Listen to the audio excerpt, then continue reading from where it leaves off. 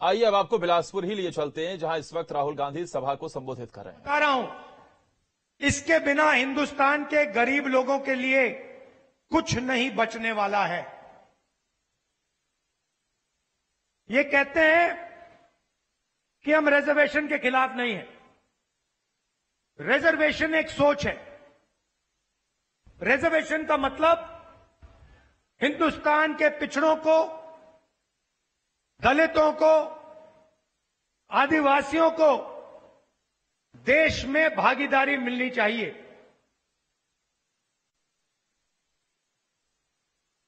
इन्होंने देखिए, जब ये किसी पब्लिक सेक्टर यूनिट को प्राइवेटाइज करते हैं तो ये रिजर्वेशन को खत्म करते हैं। जब ये ठेकेदारी प्रथा लागू करते हैं तो ये रिजर्वेशन को खत्म करते हैं। जब ये अग्निवीर जैसी योजना लाते हैं तो ये रिजर्वेशन को खत्म कर रहे हैं। पब्लिक सेक्टर में दलितों को, आदिवासियों को, पिछड़ों को जगह मिलती थी। जैसे ही पब्लिक सेक्टर को प्राइवेट कर दिया जाता है, प्राइवेट सेक्टर में ना एक दलित को, ना एक आदिवासी को, ना एक पिछड़े को जगह मिलती है। यह सच्चाई है। मैं चैलेंज करता हूं किसी भी बीजेपी के नेता को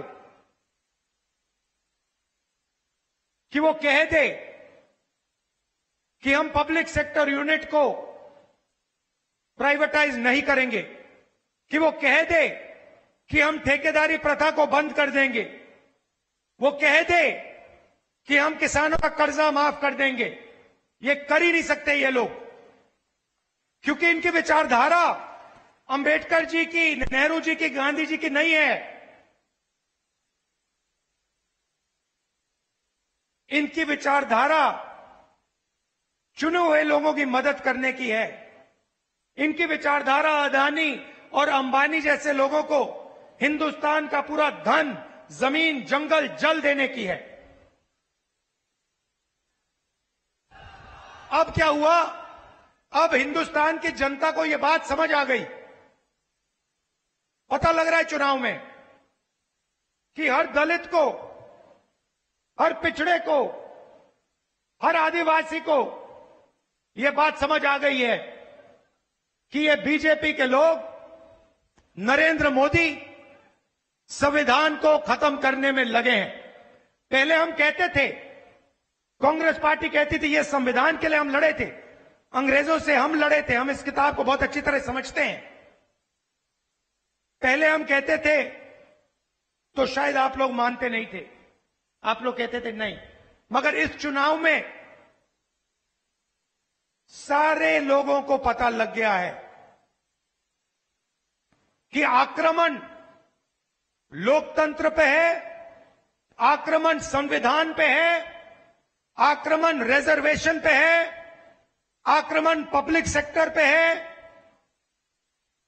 सारे लोगों को यह पता लग गया है। और अब यह चुनाव लोकतंत्र को बचाने का, रिजर्वेशन को बचाने का और कॉन्स्टिट्यूशन और गरीबों के अधिकार को बचाने का चुनाव हो गया है।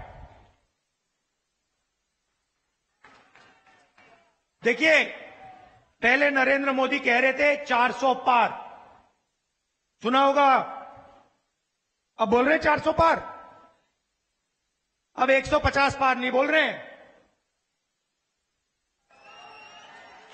क्योंकि और बयान आ रहे हैं कि नहीं, हम कॉन्स्टिट्यूशन के खिलाफ नहीं हैं, हम रिजर्वेशन के खिलाफ नहीं हैं, हम लोकतंत्र के खिलाफ नहीं हैं। क्यों?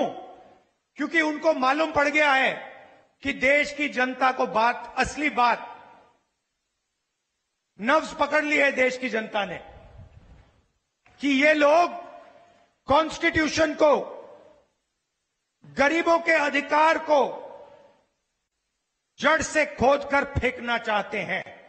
और मैं आपको बता रहा हूं, कांग्रेस पार्टी और आप सब मिलकर देश के दलित, आदिवासी, पिछड़े, गरीब जनरल कास्ट के लोग, माइनॉरिटीज के लोग, मिलकर इस किताब का, इस कॉन्स्टिट्यूशन का रक्षा करने जा रहे हैं। इसको कोई रद्द नहीं कर सकता, इसको कोई खत्म नहीं कर सकता, कोई शक्ति नहीं पैदा हुई है दुनिया में, हिंदुस्तान में छोड़ो, नरेंद्र मोदी छोड़ो, दुनिया में कोई शक्ति नहीं है जो इसको रद्द कर सके, इसको फाड़ के फेंक सके।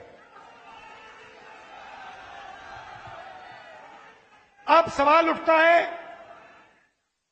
इन्होंने 22 लोगों को